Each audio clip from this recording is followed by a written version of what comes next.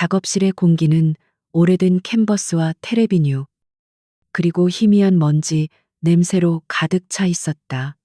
신하은에게 이 냄새는 세상에서 가장 편안한 향기였다.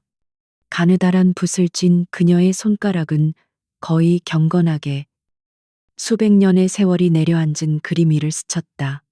빛바랜 물감의 균열을 메우고 세월의 상처를 어루만지는 이 시간은 그녀에게 유일하게 허락된 평화이자 구원이었다. 외부 세계의 소음과 절망은 이 작은 공간의 문턱을 넘지 못했다. 그녀가 복원하고 있는 그림은 18세기 무명 화가의 풍경화였다. 대부분의 사람들은 그저 낡고 볼품없는 그림이라 치부했겠지만 하은의 눈에는 캔버스 뒤에 숨겨진 화가의 고뇌와 열정이 보였다. 그녀는 붓질 하나하나에 담긴 감정을 읽어내고 색의 미묘한 변화 속에서 잊힌 이야기를 되살려냈다. 이것이 그녀의 재능이었고 그녀의 삶의 이유였다. 이 일을 할 때만큼은 지긋지긋한 가난도 미래에 대한 불안도 잠시 잊을 수 있었다. 몇 시간 동안 이어진 고도의 집중 끝에 그녀는 잠시 붓을 내려놓고 뻣뻣한 목을 풀었다. 창밖은 이미 짙은 어둠에 잠겨 있었고 작업실의 낡은 백열등만이 그녀의 창백한 얼굴을 비추고 있었다. 저녁으로 사온 컵라면이 생각났지만 배고픔보다 그림의 마지막 부분을 어떻게 처리할지에 대한 고민이 더 컸다. 그녀의 세상은 언제나 이렇게 단순하고 명료했다. 그림과 자신, 오직 둘뿐인 고요한 세계. 그때 정적을 깨고 작업대 구석에 놓인 낡은 휴대폰이 날카로운 진동음과 함께 울렸다. 화면에 뜬 엄마라는 두 글자는 평화로운 세계에 던져진 돌멩이처럼 파문을 일으켰다. 하은은 짧은 한숨을 내쉬었다. 좋은 소식일 리가 없었다. 어머니의 전화는 대부분 돈 문제거나 오빠 신태식이 저지른 또 다른 사고에 대한 하소연이었다. 그녀는 잠시 망설이다 전화를 받았다. 떨리는 목소리가 수화기 너머로 흘러나왔다. 하은아, 지금 어디니? 빨리 좀 들어와야겠다. 할 얘기가 있어. 어머니의 목소리에는 평소의 불안감과는 다른 기묘한 흥분과 죄책감이 뒤섞여 있었다. 오늘 저녁은 외식하지 말고 집으로 와. 엄마가 너 좋아하는 갈비찜 좀 했어. 갈비찜이라는 말에 하은의 심장이 쿵 내려앉았다. 그들의 형편의 갈비찜은 1년에 한두 번 있을까 말까 한 사치였다. 분명 무슨 일이 생긴 것이 틀림없었다. 불길한 예감은 언제나 현실이 되는 법이었다. 하은은 서둘러 작업실을 정리하고 낡은 아파트로 향했다. 가파른 언덕길을 오르는 내내 그녀의 마음은 무거운 납덩이처럼 가라앉았다. 그들의 집은 재개발 지역의 낡은 다세대 주택 꼭대기층에 있었다. 문을 열자마자 평소와 다른 음식 냄새가 코를 찔렀다. 좁은 거실의 낡은 밥상 위에는 갈비찜뿐만 아니라 잡채와 몇 가지 전까지 명절에나 볼 법한 음식들이 차려져 있었다. 어머니는 어색한 미소를 지으며 그녀를 맞았고 오빠 신태식은 소파에 비스듬히 누워 TV를 보고 있다가 마지못해 몸을 일으켰다. 그의 얼굴에는 일말의 양심의 가책도 없이 오히려 무언가 큰일을 해낸 사람 같은 기묘한 자신감이 서려 있었다. 하은은 아무 말 없이 자리에 앉았. 폭풍전야의 고요함이 숨막히게 집안을 짓눌렀다. 누구도 먼저 입을 열지 않았고 어색한 식사가 이어졌다. 결국 침묵을 깬 것은 어머니였다. 하은아, 많이 먹어. 네가 고생이 많지. 그 말은 마치 준비된 신호탄 같았다. 신태식이 기다렸다는 듯이 입을 열었다. 하은아, 이제 우리도 고생 끝이다. 오빠가 큰 거 한 건 했거든. 그는 뻔뻔스러운 미소를 지으며 말했다. 네가 시집만 가면 돼. 아주 좋은 자리야. 돈 걱정 없이 평생 호강하면서 살 수 있는 그런 자리. 하은은 들고 있던 젓가락을 내려놓았다. 심장이 차갑게 식어가는 것이 느껴졌다. 그게 무슨 소리야? 그녀의 목소리는 낮고 조용했지만 그 안에는 날카로운 경계심이 담겨 있었다. 어머니는 딸의 눈을 피하며 우물쭈물했다. 그게 말이다. 박 회장님이라고. 아주 좋으신 분이야. 우리 사정을 들으시고는 선뜻 도와주시겠다고. 박 회장. 그 이름이 하은의 귀에 밝히는 순간 세상이 무너지는 듯한 충격을 받았다. 박승호 회장. 건설업계의 큰손이자 온갖 추잡한 소문이 끊이지 않는 인물이었다. 나이는 60이 넘었고 그의 곁을 스쳐간 젊은 여자들에 대한 이야기는 상류층의 더러운 가십으로 공공연하게 떠돌았다.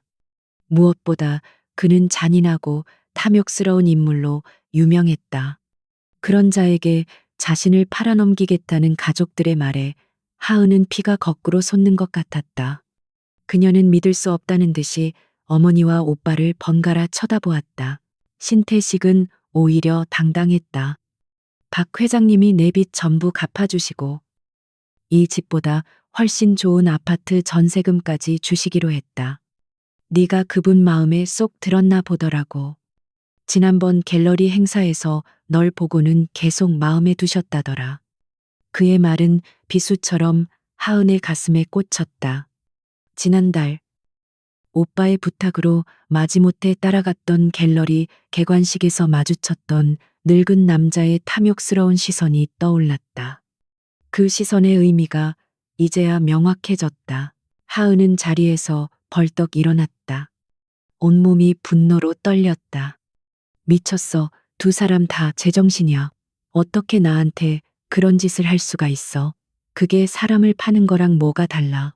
그녀의 외침에 어머니는 눈물을 글썽이기 시작했고 신태식은 오히려 얼굴을 붉히며 소리쳤다. 파는 거라니. 말이 심하잖아.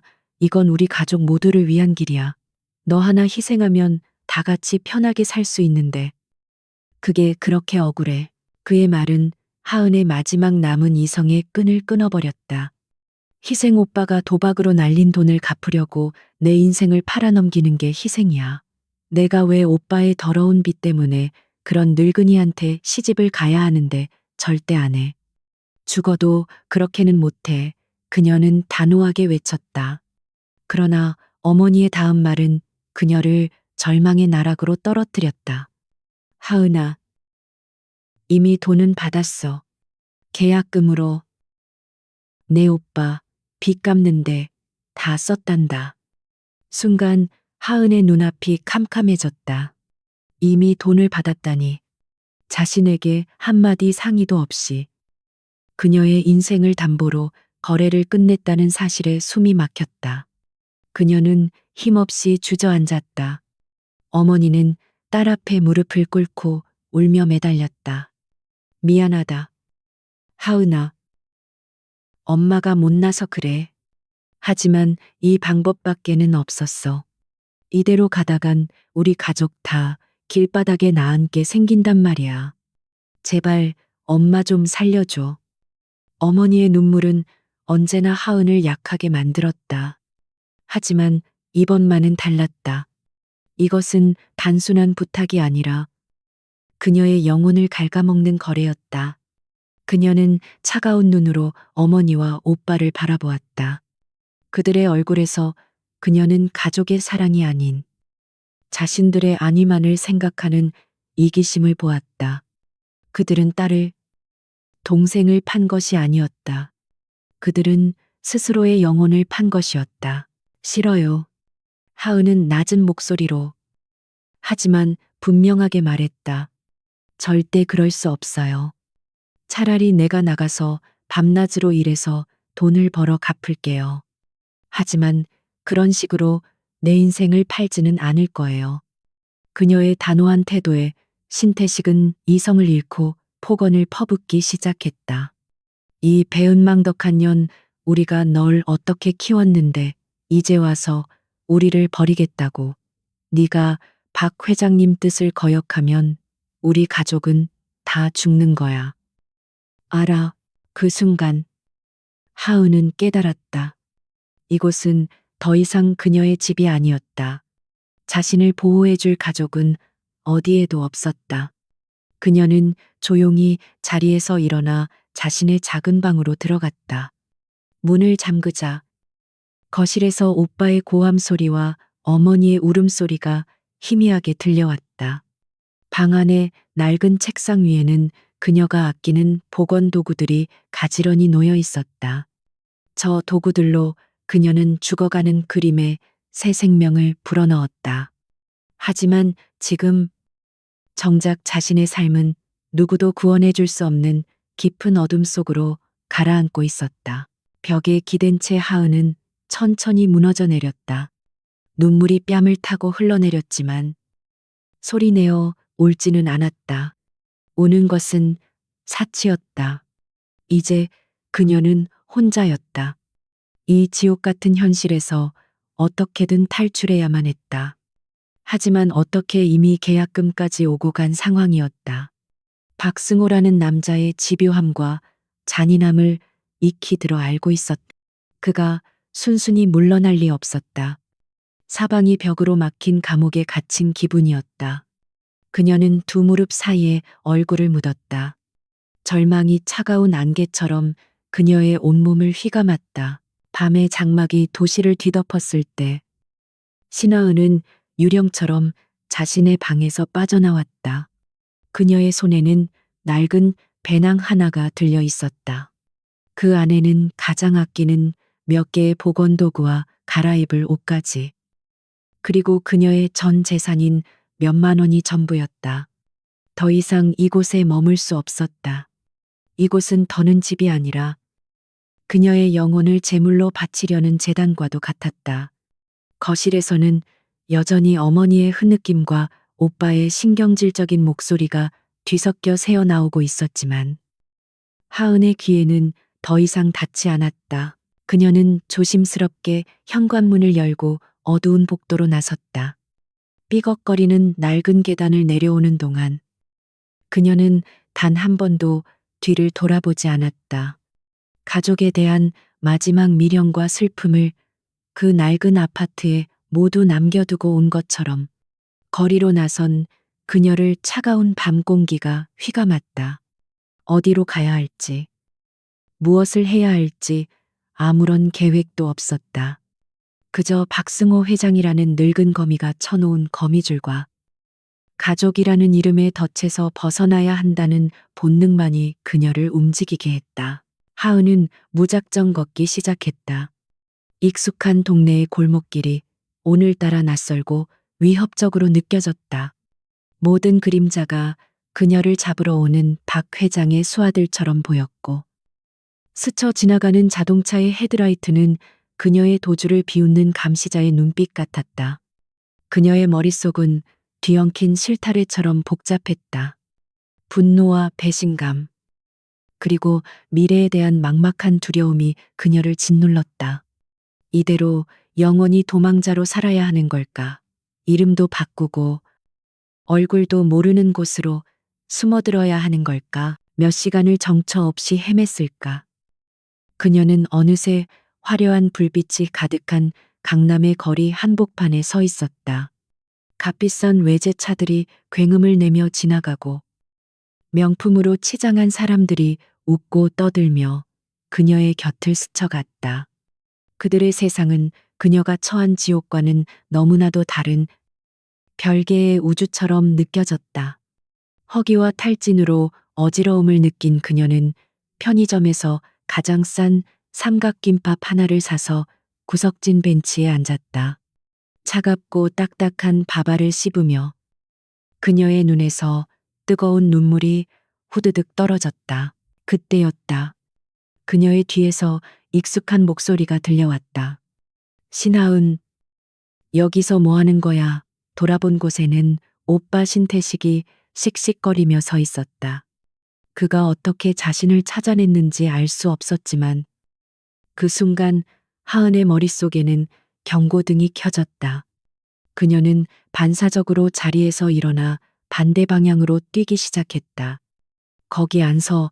너 때문에 지금 우리 집이 어떻게 됐는지 알아. 태식의 고함 소리가 등 뒤에서 그녀를 쫓아왔다. 하은은 필사적으로 달렸다. 좁은 골목길로 접어들었고 막다른 길에 다다랐을 때쯤 거친 숨을 몰아쉬며 멈춰섰다. 곧이어 태식이 골목 입구를 막아섰다. 그의 얼굴은 분노와 초조함으로 일그러져 있었다. 박 회장님, 사람들이 집까지 찾아왔었어. 널 당장 데려오라고 난리란 말이야. 순순히 따라와. 가서 잘못했다고 빌면 용서해 주실 거야. 그는 하은의 팔을 거칠게 잡아 끌려 했다. 하은은 완강하게 저항하며 그의 손을 뿌리쳤다. 싫어, 절대 안 가. 오빠야말로 날 그 인간한테 팔아넘기려고 하잖아. 그녀의 외침이 골목 안을 울렸다. 그 순간 골목의 다른 쪽 끝에서 육중한 엔진 소리와 함께 검은색 세단 한 대가 나타났다.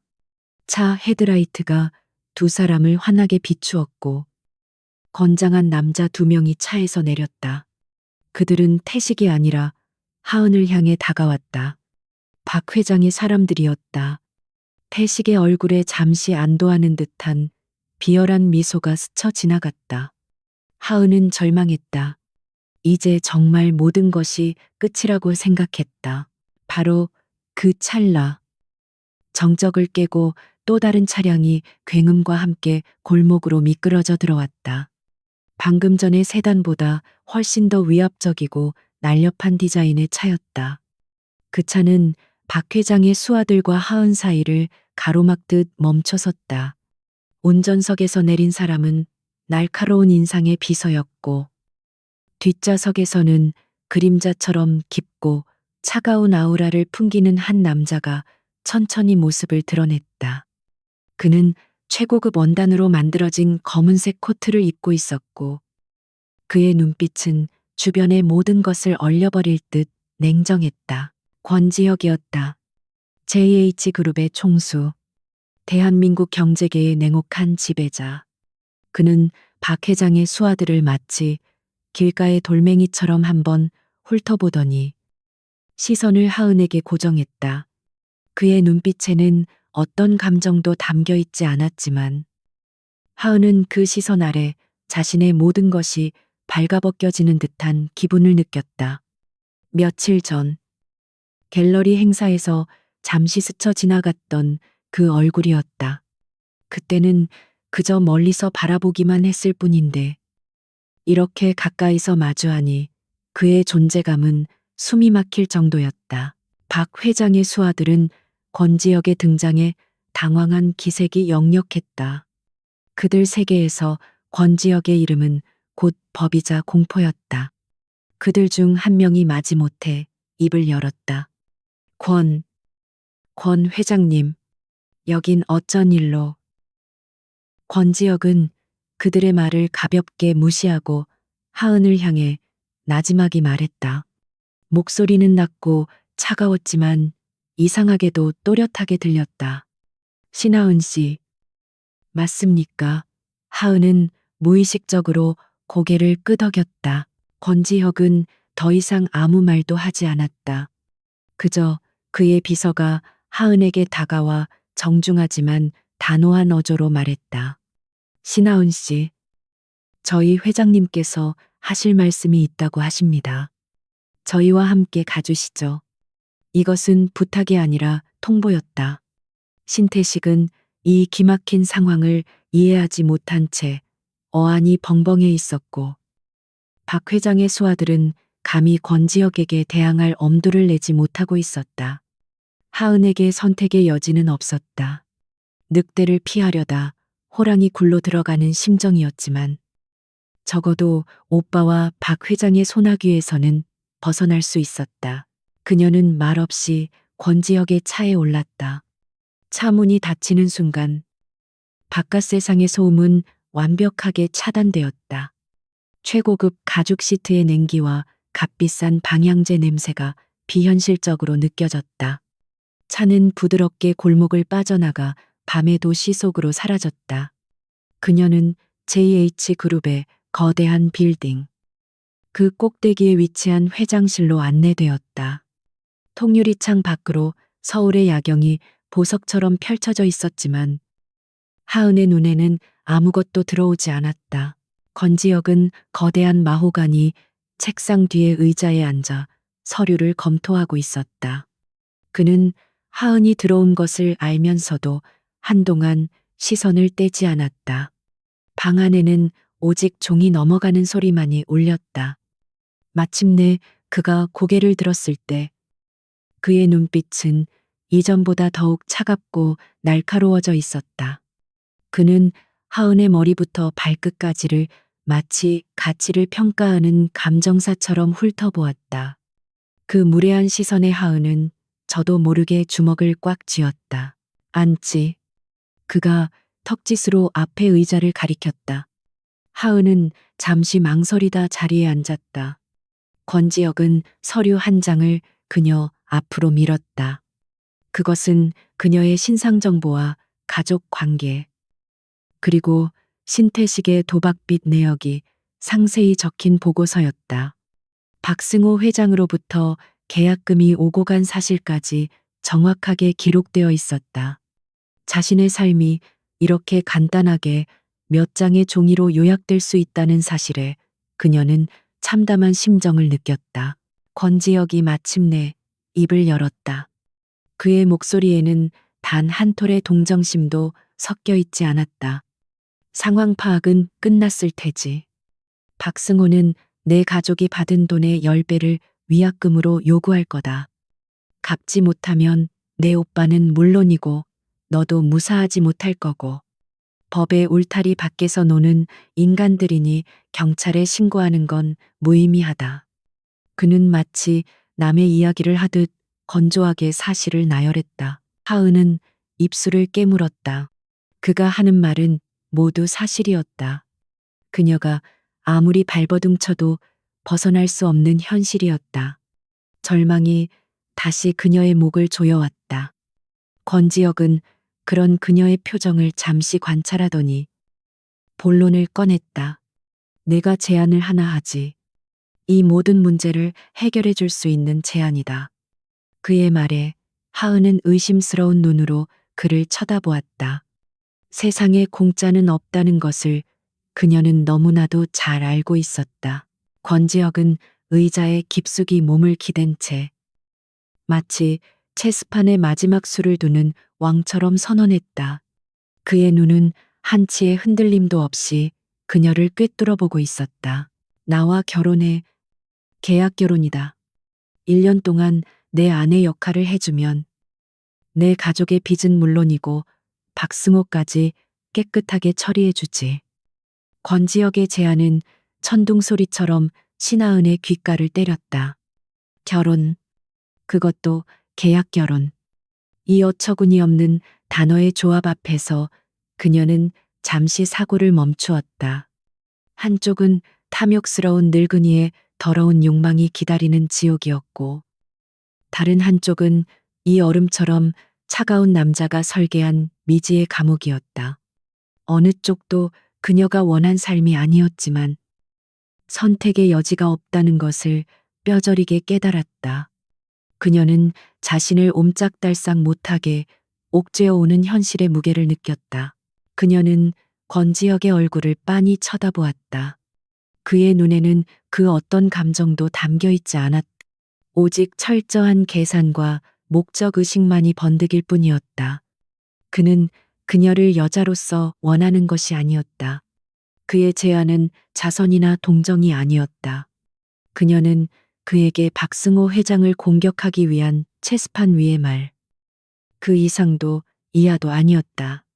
그 사실이 그녀를 비참하게 만들었지만 동시에 기묘한 안도감을 주기도 했다. 적어도 이 남자 앞에서 순결을 위협받을 일은 없을 것 같았다. 왜 저죠? 하은은 간신히 목소리를 쥐어짰다. 그녀의 질문에 권지혁의 입가에 처음으로 희미한 비웃음에 가까운 미소가 떠올랐다. 박승우가 탐내는 여자니까 그 늙은이가 가장 손에 넣고 싶어 하는 것을 내가 빼앗는 것만큼 통쾌한 복수는 없지. 그리고 신하은 씨는 깨끗해. 뒷조사를 해봤지만 복잡한 남자 관계도 없고 조용히 자기 일만 하는 사람이야. 내 아내 역할을 하기에 군더더기 없이 완벽한 조건이지. 그의 말은 지독하게 현실적이고 잔인했다. 그는 그녀의 모든 것을 파악하고 있었고 그녀를 하나의 상품처럼 분석하고 있었다. 하은은 더 이상 질문하지 않았다. 어떤 질문도 이 거래의 본질을 바꾸지 못할 것이기 때문이었다. 그녀는 천천히 하지만 분명하게 고개를 끄덕였다. 좋아요. 그 제안 받아들이겠어요. 그녀의 대답에 권지혁은 조금도 놀라지 않았다.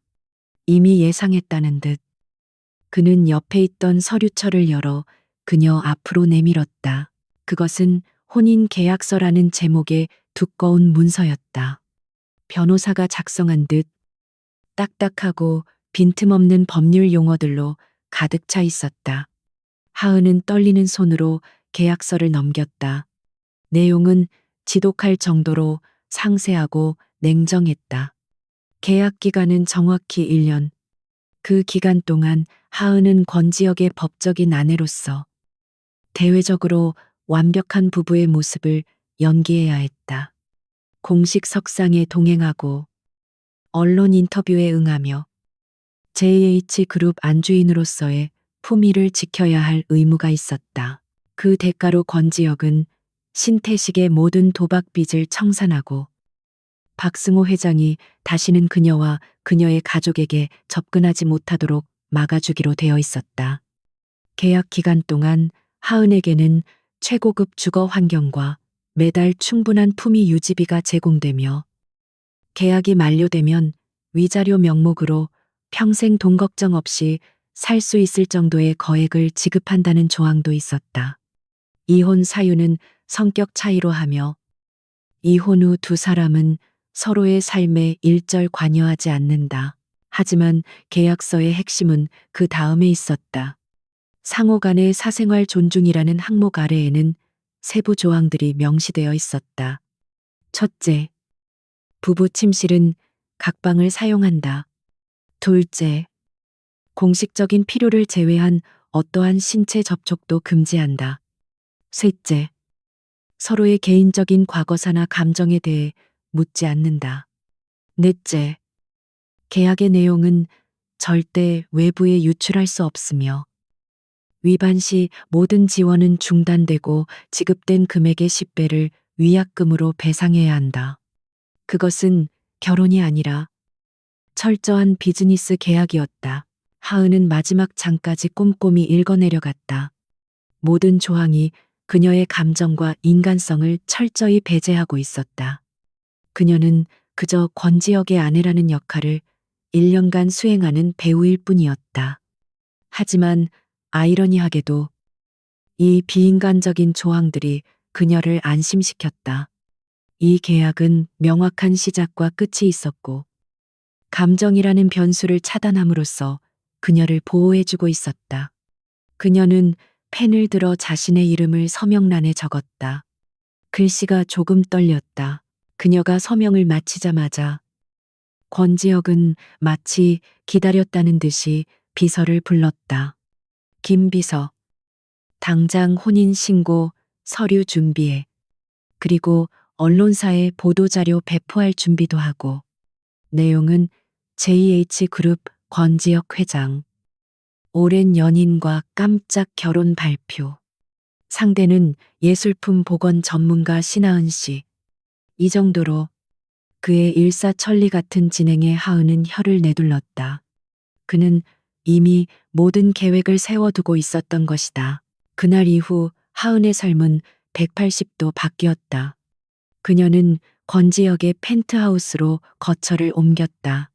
한강이 내려다 보이는 축구장만 한 크기의 그 집은 최고급 가구와 현대 미술 작품들로 채워져 있었지만 사람 사는 온기라고는 전혀 느껴지지 않는 차가운 공간이었다. 그녀에게 주어진 방은 마치 5성급 호텔의 스위트룸처럼 호화로웠지만 동시에 황금으로 만든 감옥처럼 느껴졌다. 그녀의 모든 것은 권지역의 사람들이 관리했다. 식사, 의상, 심지어 스케줄까지. 그리고 며칠 후 그들의 데뷔 무대가 준비되었다. 국내 유수의 기업 총수들이 모두 모이는 한 자선 파티였다. 권지역의 스타일리스트 팀이 아침부터 그녀에게 붙어 머리부터 발끝까지 완벽하게 변신시켰다. 짙은 남색의 실크 드레스는 그녀의 가녀린 몸매를 우아하게 드러냈고 수억 원을 호가하는 다이아몬드 목걸이가 그녀의 목에서 빛났다. 거울 속에 비친 자신의 모습이 너무나 낯설어 하은은 마치 다른 사람의 영혼이 자신의 몸에 들어온 것 같은 착각에 빠졌다. 파티 장소로 향하는 차 안에서 권지혁은 그녀에게 마지막 주의를 주었다. 오늘 밤 수많은 눈들이 우리를 지켜볼 거야. 특히 박승우가 와 있을 거다. 어떤 상황에서도 당황하지 말고 내 옆에서 미소만 짓고 있어. 질문은 내가 알아서 처리할 테니 당신은 그저 고개만 끄덕이면 돼. 그는 그녀의 손을 잡았다. 계약서 조항을 어기는 첫 신체 접촉이었지만 그의 손은 얼음장처럼 차가웠고 어떤 감정도 담겨 있지 않았다. 그것은 연기가 아닌 소품을 다루는 듯한 무심한 손길이었다. 파티장에 들어서는 순간 모든 시선이 그들에게로 쏠렸다. 대한민국 재계를 호령하는 냉혹한 총재 권지혁의 옆에 선 의문의 여인. 수많은 카메라 플래시가 번개처럼 터졌고 사람들의 수군거림이 파도처럼 밀려왔다. 하은은 저도 모르게 몸이 굳었지만 권지혁이 그녀의 허리를 단단히 감싸 안으며 귓가에 속삭였다. 웃어. 그 명령에 그녀는 로봇처럼 입꼬리를 끌어올렸다. 그들의 등장은 그 자체로 파티의 가장 큰 이슈였다. 권지혁은 하은을 자신의 약혼녀라고 소개했고 곧 결혼할 것이라고 공식적으로 발표했다. 사람들의 놀라움과 축하 인사가 쏟아졌다. 하은은 마치 잘 짜인 연극의 주인공처럼 미소를 짓고 고개를 숙이며 인사를 받았다. 그때 그녀는 자신들을 향한 불타는 증오의 시선을 느꼈다. 인파 저편에 얼굴이 붉게 상기된 채 이쪽을 노려보는 박승호 회장이 서 있었다. 그의 옆에는 안절부절 못하는 신태식도 보였다. 박승호는 분노를 참지 못하고 그들에게 다가왔다. 권 회장, 이게 무슨 짓인가? 이 여자는 그의 말이 채 끝나기도 전에 권지혁이 그의 말을 잘랐다. 그의 목소리는 이전보다 훨씬 더 차갑고 위압적이었다. 박 회장, 내 사람에게 함부로 말하지 마시지. 보다시피 하은 씨는 이제 곧 내 아내가 될 사람이오. 그는 보란 듯이 하은의 어깨를 더욱 강하게 끌어안았다. 박승호의 얼굴은 분노로 일그러졌다가 이내 굴욕감으로 창백해졌다. 공개적인 망신이었다. 그날 밤 모든 언론과 소셜미디어는 권지혁과 신하은의 이야기로 도배되었다.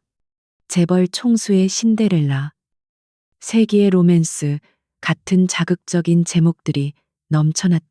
하은의 가족은 뉴스를 보고 경악했다. 어머니는 딸이 늙은이에게 팔려가지 않았다는 사실에 안도하면서도 동시에 자신들에게 한마디 상의도 없이 재벌가에 시집가게 된 상황에 어쩔 줄 몰라 했다. 신태식은 박 회장의 분노를 감당해야 할 생각에 공포에 떨었다. 파티가 끝나고 펜트하우스로 돌아오는 차 안은 침묵만이 흘렀다. 하은은 창밖으로 스쳐 지나가는 도시의 불빛을 멍하니 바라보았다. 오늘 하루 동안 겪은 일들이 마치 꿈처럼 비현실적이었다. 그녀는 성공적으로 자신의 역할을 수행했다. 권지혁의 복수에 훌륭한 도구가 되어 주었다. 하지만 그녀의 마음은 텅 비어 있었다. 거대한 펜트하우스에 도착했을 때 권지혁은 아무 말 없이 자신의 서재로 들어가 버렸다. 하은은 혼자 텅 빈 거실을 지나 자신에게 주어진 방으로 향했다. 화려한 드레스를 벗고 값비싼 보석들을 풀어냈다. 샤워를 마치고 편한 옷으로 갈아입은 그녀는 거대한 통유리창 앞에 섰다. 발 아래로 수많은 불빛들이 별처럼 반짝이고 있었다. 그녀는 분명 지옥 같은 현실에서 탈출했다. 하지만 지금 그녀가 서 있는 이곳은 과연 천국일까 아니었다. 이곳은 더 화려하고 더 높고 더 외로운 또 다른 감옥일 뿐이었다.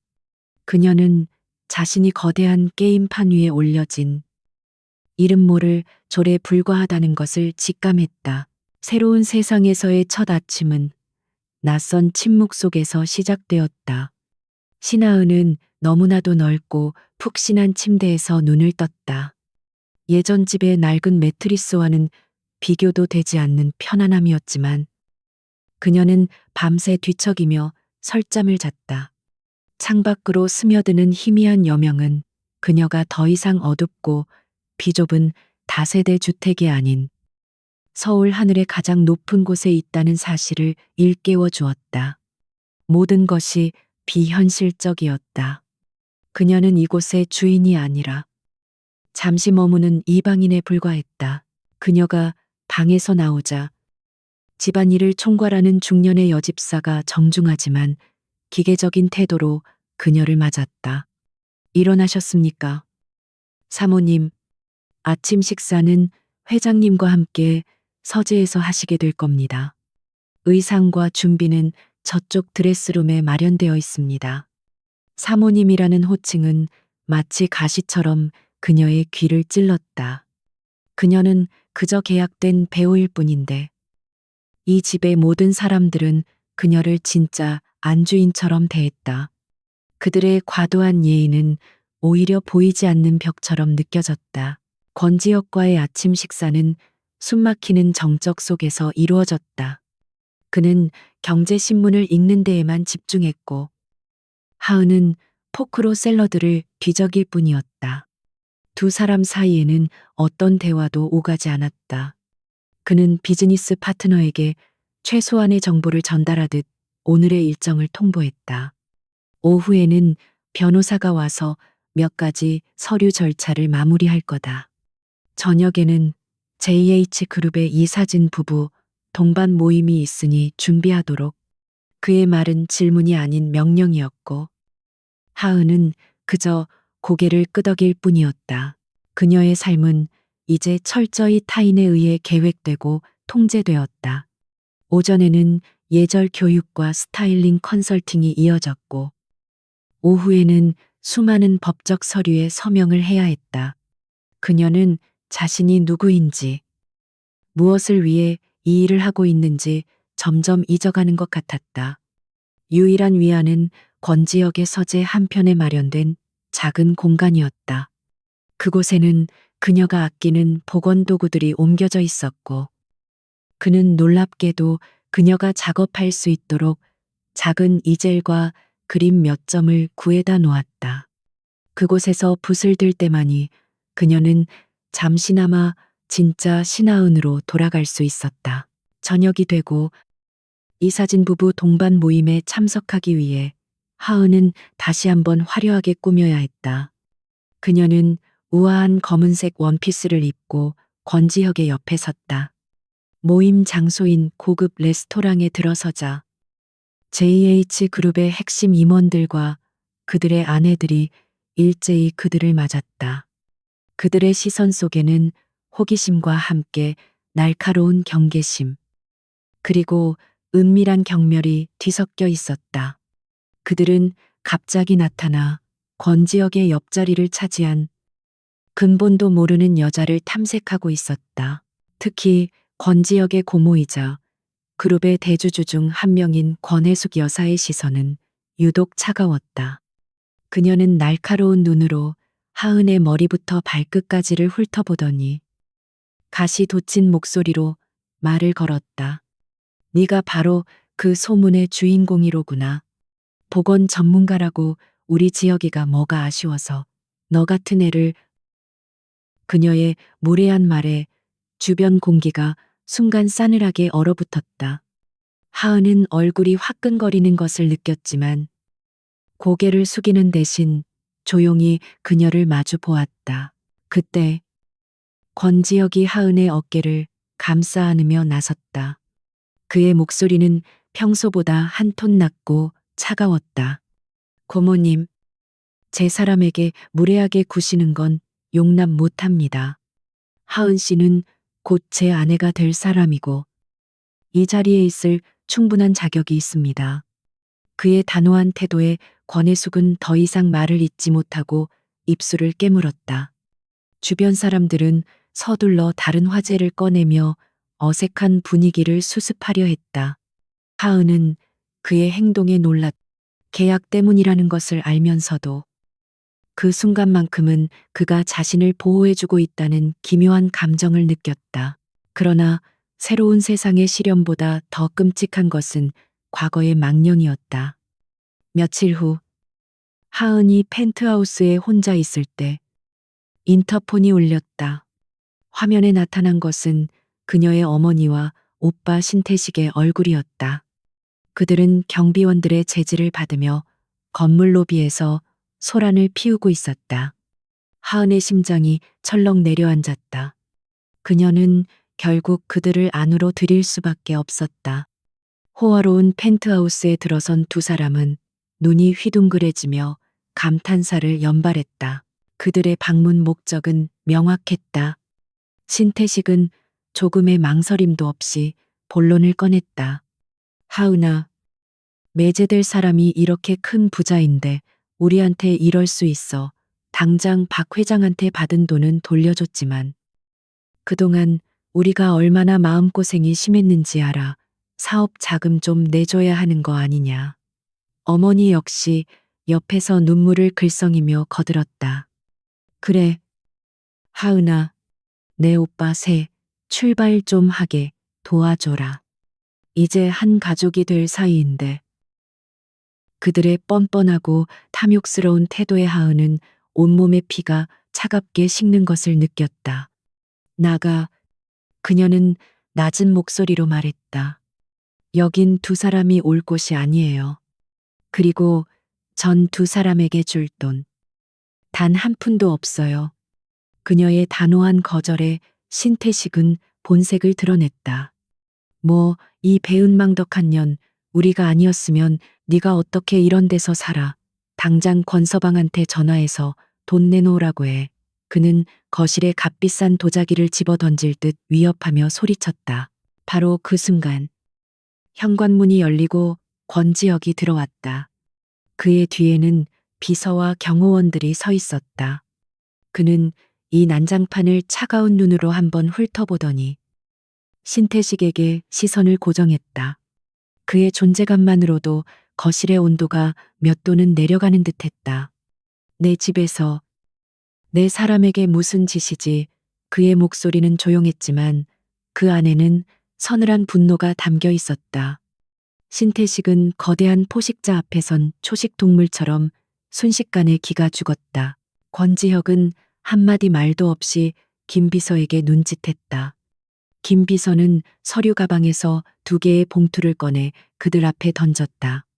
하나는 신태식 씨의 모든 사채와 도박 빚을 정리한 영수증입니다. 다른 하나는 두 분이 앞으로 살아갈 작은 아파트의 전세 계약서와 약간의 생활비입니다. 이것이 회장님께서 베푸시는 마지막 호의입니다.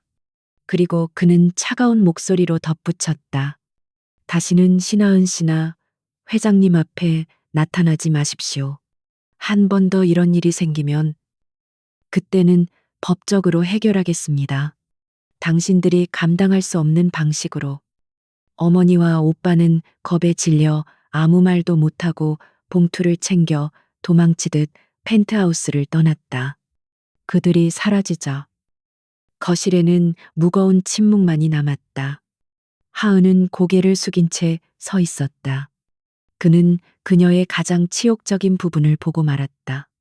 그녀는 그에게 감사했지만 동시에 자신의 가족 때문에 이런 상황을 만든 것에 대해 깊은 수치심을 느꼈다. 그녀는 자신이 점점 더 그에게 빚을 지고 있다는 사실을 깨달았다. 권지혁은 그녀에게 아무 말도 하지 않았다. 그는 그저 서재로 들어가 버렸고 잠시 후 김 비서가 심각한 표정으로 그의 뒤를 따랐다. 하은은 열린 서재 문틈으로 그들의 대화를 어렴풋이 들을 수 있었다. 회장님, 박승호 회장 측에서 움직이기 시작했습니다. 저희 주력 계열사인 JH건설의 핵심 인력들을 몇 배의 연봉을 제시하며 빼가고 있습니다. 그리고 언론을 통해 저희가 추진 중인 해외 리조트 개발 사업에 대한 부정적인 기사를 퍼뜨리고 있습니다. 본격적인 전쟁이 시작된 것이었다. 박승호는 하은을 빼앗긴 것에 대한 복수를 사업적인 방식으로 되갚아주기 시작했다. 권지혁의 목소리는 여전히 침착했지만 그 안에는 강철 같은 냉정함이 서려 있었다. 예상했던 바다. 즉시 비상 경영 체제에 돌입하고 박승호의 자금줄을 파악해 가장 아픈 곳을 정확히 찔러줘야지. 하은은 조용히 자신의 방으로 돌아왔다. 그녀는 이제 이 거대한 전쟁의 원인이자 가장 중요한 트로피가 되었다는 것을 실감했다. 그녀의 의지와는 상관없이 그녀를 둘러싼 폭풍은 점점 더 거세지고 있었다. 박승호 회장과의 비즈니스 전쟁은 전면전으로 치닫고 있었다. 권지혁은 그 어느 때보다 날카롭고 냉정해졌다. 그의 펜트하우스는 거대한 전쟁 상황실과 다름없었다. 밤늦게까지 이어지는 화상회의, 쉴 새 없이 울리는 비서의 전화, 그리고 서재를 가득 채운 복잡한 서류들은 보이지 않는 전장의 치열함을 대변했다. 신하은은 그 모든 것으로부터 완벽하게 격리된 투명 인간 같았다. 그녀는 그저 정해진 시간에 식사를 하고 공식 석상에 필요할 때를 대비해 스타일 관리를 받으며 거대한 집안을 유령처럼 배회할 뿐이었다. 그녀의 유일한 피난처는 서재 한편에 마련된 작은 작업 공간이었다. 그곳에서 낡은 그림의 상처를 어루만지고 있을 때만이 그녀는 자신이 쓸모없는 장식품이 아니라 살아있는 인간이라는 것을 느낄 수 있었다. 권지혁은 그녀가 무엇을 하든 전혀 관심을 보이지 않았다. 그는 그 공간을 마련해 준 것만으로 자신의 역할을 다했다고 생각하는 듯했다. 하은 역시 그에게 아무것도 기대하지 않았다. 두 사람은 같은 공간에 살았지만 각자의 섬에 고립된 채 서로를 바라보지 않았다. 사건은 어느 날 오후에 일어났다. 집안일을 하던 신입 하녀가 실수로 권지혁의 서재에 있던 그림 하나를 건드려 바닥에 떨어뜨린 것이다. 육중한 액자 모서리에 캔버스 한쪽이 찢어지는 끔찍한 사고였다. 집안은 순식간에 얼어붙었고 여집사는 사색이 되어 어쩔 줄 몰라 했다. 그 그림은 평범한 풍경화처럼 보였지만 권지혁이 개인적으로 가장 아끼는 작품이라는 것을 아는 사람은 다 알았다. 그것은 그의 돌아가신 어머니가 남긴 유품이었다. 소식을 듣고 서재로 들어온 권지혁의 얼굴은 분노로 싸늘하게 굳어 있었다. 그는 바닥에 떨어진 그림을 잠시 내려다볼 뿐 아무 말도 하지 않았다. 하지만 그의 침묵은 그 어떤 고함보다 더 무서운 압박감을 자아냈다. 그는 즉시 국내 최고의 미술품 복원 전문가들을 호출했다. 전문가들은 그림을 살펴본 후 모두 난색을 보였다.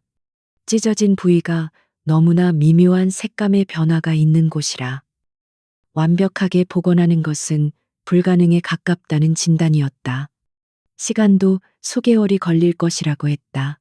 하은은 멀리서 그 모든 상황을 지켜보고 있었다. 그녀는 차마 앞으로 나설 용기가 없었다.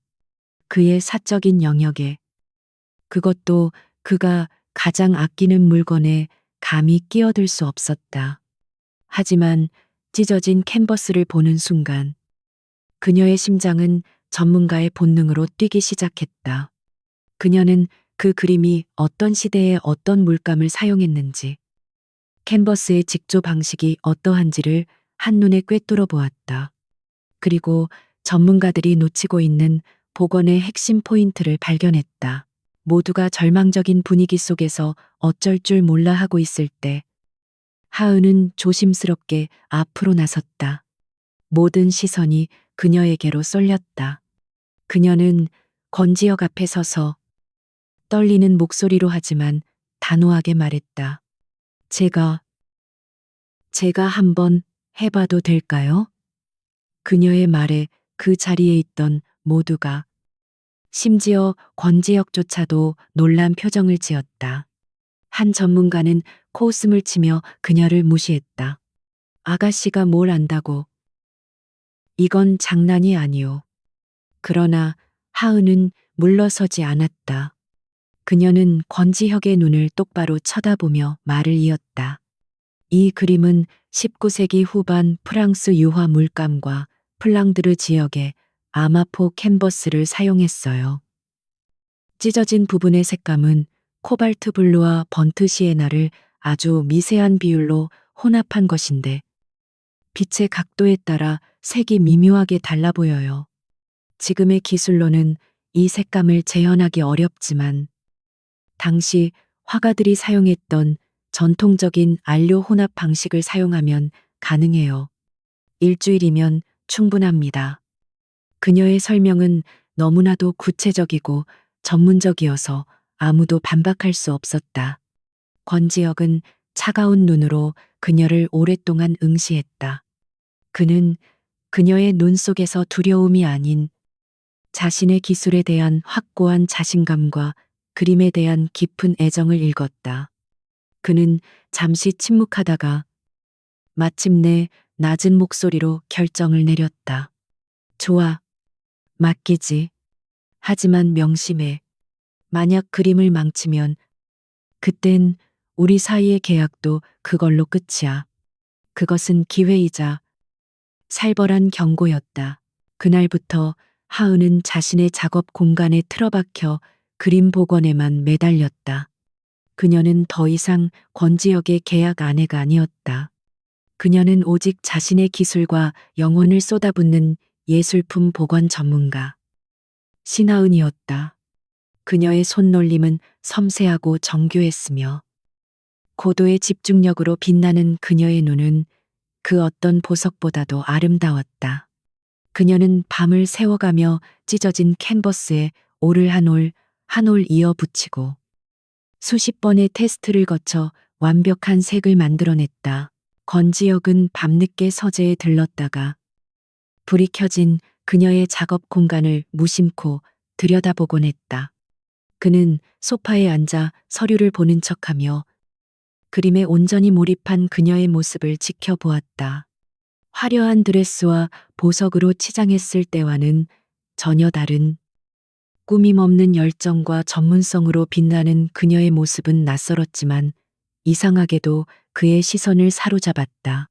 그는 처음으로 그녀를 박승호를 자극하기 위한 도구가 아닌 신하은이라는 한 명의 독립된 인간으로 인식하기 시작했다. 그 단단했던 얼음벽에 첫 번째 균열이 생기는 순간이었다. 정확히 일주일 후, 하은은 완벽하게 복원된 그림을 들고 권지혁 앞에 섰다. 그림은 상처 하나 없이 완벽했다. 아니, 오히려 그녀의 세심한 클리닝 작업 덕분에 수십 년 묵은 때가 벗겨져 원작의 색감을 더욱 찬란하게 드러내고 있었다. 권지혁은 그림을 받아들고 한참 동안 말이 없었다. 그의 무표정한 얼굴 뒤에 어떤 감정이 소용돌이치고 있는지 짐작할 수 없었다. 그는 그림과 하은의 얼굴을 번갈아 보더니 마침내 나지막이 입을 열었다. 수고했어. 단 한마디였지만 그 안에는 분명 이전에는 없었던 인정과 감탄이 담겨 있었다. 하지만 며칠 밤낮으로 이어진 무리한 작업은 결국 그녀의 몸에 탈을 내고 말았다. 그날 밤 하은은 심한 고열과 탈진으로 자신의 방에서 쓰러졌다.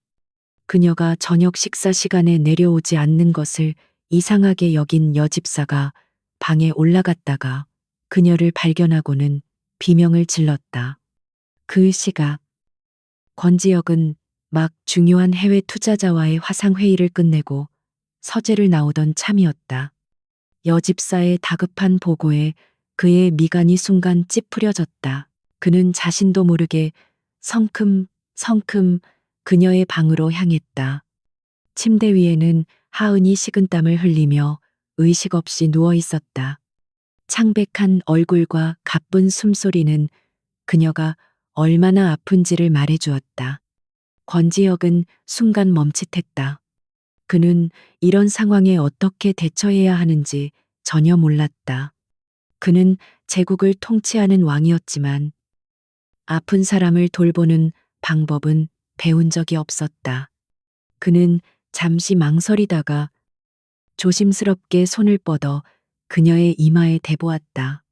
불덩이 같은 열기에 그의 손이 움찔했다. 그 순간 그의 안에서 차가운 이성이 아닌 다른 무언가가 꿈틀거렸다. 그것은 낯선 걱정과 책임감이었다. 그는 즉시 비서에게 전화해 왕진 의사를 부르라고 소리쳤고 하녀들에게는 얼음물과 수건을 가져오라고 명령했다. 그의 목소리는 여전히 명령조였지만 그 안에는 다급함과 불안감이 묻어 있었다. 그는 직접 물수건으로 그녀의 얼굴과 목을 닦아주었다. 그의 손길은 서툴고 어색했지만 그 행동 자체는 그의 세계에서는 일어날 수 없는 기적과도 같은 일이었다. 의사가 다녀간 후 그는 한동안 그녀의 침대 옆 의자에 앉아 잠든 그녀를 내려다보았다. 잠든 그녀는 너무나도 작고 연약해 보였다. 언제나 당당하고 꼿꼿하던 모습 뒤에 숨겨진 여린 모습이었다. 그는 깨달았다. 그녀는 그의 계획을 위한 장기말이 아니라 보호해줘야 할 사람이라는 것을. 그의 마음속 얼음벽에 또 하나의 깊고 선명한 균열이 생겨났다. 의식의 가장자리에서 하은은 누군가 자신의 이마를 부드럽게 짚어주는 시원한 감각을 어렴풋이 느꼈다. 그것이 꿈인지 현실인지 구분할 수 없었지만 그 차가운 손길은 이상하게도 따뜻하게 느껴졌다. 신하은이 고열에서 깨어난 며칠 동안 펜트하우스의 공기는 미묘하게 달라져 있었다. 권지혁의 태도는 여전히 무심하고 차가웠지만 그 차가움 속에 이전에는 없었던 아주 옅은 막이 하나 거친 듯했다. 그는 더 이상 그녀를 투명 인간 취급하지 않았다. 아침 식사 자리에서 신문을 보는 대신 그는 가끔씩 그녀에게 음식은 입에 맞는지, 잠은 잘 잤는지와 같은 의례적이지만 뜻밖의 질문을 던졌다. 그럴 때마다 하은은 익숙하지 않은 상황에 어떻게 반응해야 할지 몰라 짧게 대답하고 고개를 숙였다. 그의 변화는 아주 사소한 부분들에서 나타났다. 그는 비서를 시켜 그녀의 작업 공간에 더 전문적인 조명과 환기 시설을 설치하게 했고 유럽의 희귀한 복원 재료들을 구해다 놓기도 했다. 어떤 설명도 어떤 생색도 없었다. 그저 어느 날 조용히 그 물건들이 제자리에 놓여 있을 뿐이었다. 하은은 그가 그림 복원건에 대한 대가를 지불하는 것이라고 생각하면서도 마음 한구석에서 피어오르는 복잡한 감정을 어쩔 수 없었다. 그녀는 그에게서 아주 희미한 인간적인 온기를 느끼기 시작했다. 하지만 평화는 짧았다. 잔인하게 상처 입은 맹수는 가장 약한 곳을 물어뜯는 법이다. 공개적으로 망신을 당하고 사업적으로 연이어 타격을 입은 박승호 회장은 가장 비열하고 효과적인 방법을 선택했다. 그는 권지혁의 철옹성 같은 비즈니스 제국이 아니라 그 제국의 왕좌 옆에 앉은 이름 없는 여인, 신하은의 명예를 직접 공격하기로 마음먹었다. 그는 돈에 굶주린 하이에나 같은 신태식을 이용하는 것이 가장 확실한 방법임을 알고 있었다. 사건은 한 인터넷 연예 매체의 단독 보도로 시작되었다. JH그룹 권지혁 회장의 예비 신부. 그녀의 충격적인 과거라는 자극적인 제목 아래 신태식의 인터뷰 내용이 실렸다. 그는 눈물을 흘리는 사진과 함께 자신의 동생이 얼마나 계산적이고 냉정한 여자인지를 폭로했다.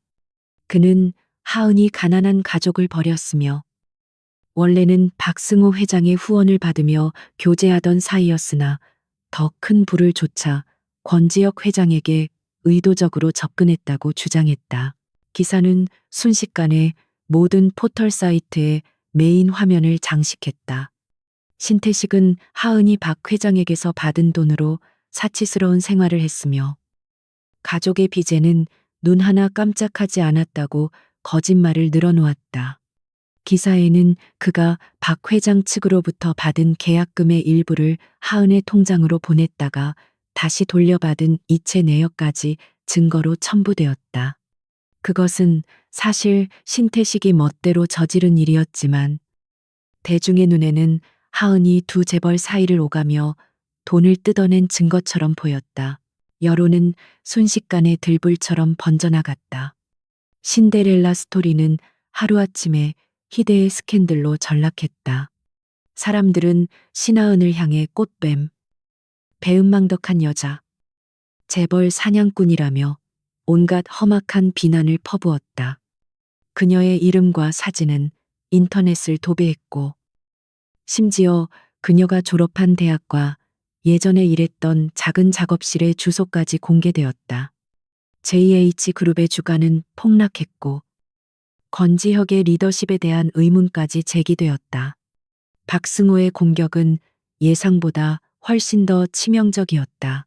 그날 아침 하은은 인터넷을 통해 그 기사를 접했다.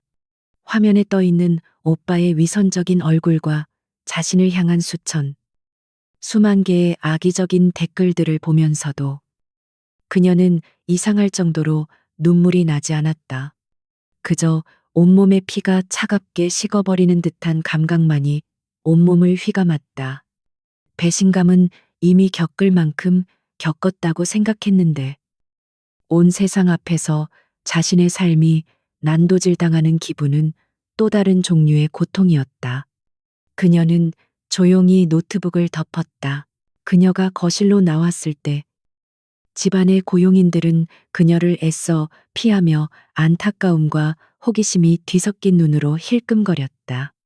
그때 권지혁이 평소보다 훨씬 더 싸늘한 기운을 풍기며 서재에서 나왔다. 그의 얼굴은 감정을 읽을 수 없을 정도로 굳어 있었지만 그의 눈빛은 분노로 이글거리고 있었다. 그의 뒤를 따르던 김 비서의 얼굴은 하얗게 질려 있었다. 권지혁은 소파에 넋나간 듯 앉아있는 하은을 발견하고는 그녀에게로 성큼성큼 다가왔다. 그는 그녀 앞에 서서 아무 말 없이 그녀를 내려다보았다. 하은은 고개를 들어 그의 눈을 마주 보았다. 그녀의 눈은 텅 비어 있는 것처럼 보였지만 그 깊은 곳에는 체념과 함께 부서지지 않은 단단한 무언가가 자리하고 있었다. 그녀는 변명하거나 울지 않았다.